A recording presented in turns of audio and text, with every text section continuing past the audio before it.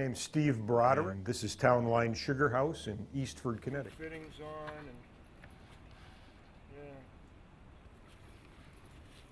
yeah. I have 265 taps out right now. I would hope in an average year to make 60 to 70 gallons of syrup.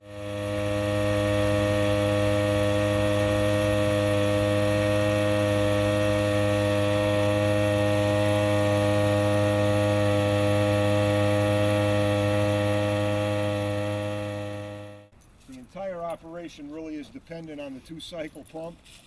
You want to have a good one because this is what we use to pump the sap from the collection vessels in the woods into the collecting tank, and then from the collecting tank up into the elevated tank outside the sugar house, from which we can gravity feed into the evaporator.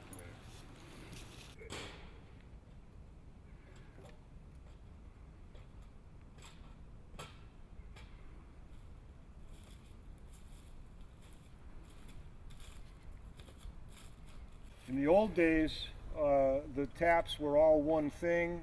Today, they're actually the tip separates from the rest of the tap, so that you can replace these tips periodically, because they do have bacteria and other microorganisms that get onto the plastic, and research has shown that no amount of boiling or sanitizing will get rid of it completely. So at different intervals, some sugar makers replace these yearly, others replace them every 2 to 3 years, and research has shown that it will greatly increase your sap flow to keep good, fresh, new spouts in the holes. Jake, you're probably not happy. Whether we've got syrup is that syrup boils at 7 degrees above the boiling point of water. It's a denser, more viscous liquid, so it needs higher temperature to come to a boil. So we have a thermometer here that we can watch, and as the temperature starts creeping up, we know what the boiling point of water is for this day and this atmospheric pressure. It's not always 212 degrees. And once we get close to the boiling point, to the 7 degrees above the boiling point of water, then it's time for us to test with a tool called a hydrometer, which measures the density of the liquid. And that is the tool that gives you your accurate reading of whether or not you have syrup or whether you need to boil a little. There's a tremendous potential for Connecticut to expand the sugaring business.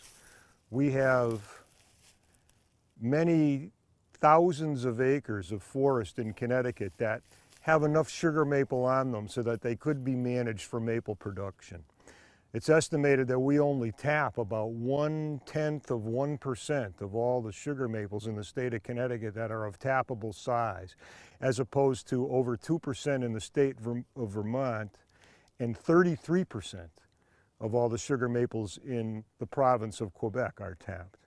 So we have a tremendous potential to expand maple production, and we also are right in the middle of the world's best market, where southern New England and New York City area, where the prices are highest and the demand is strong.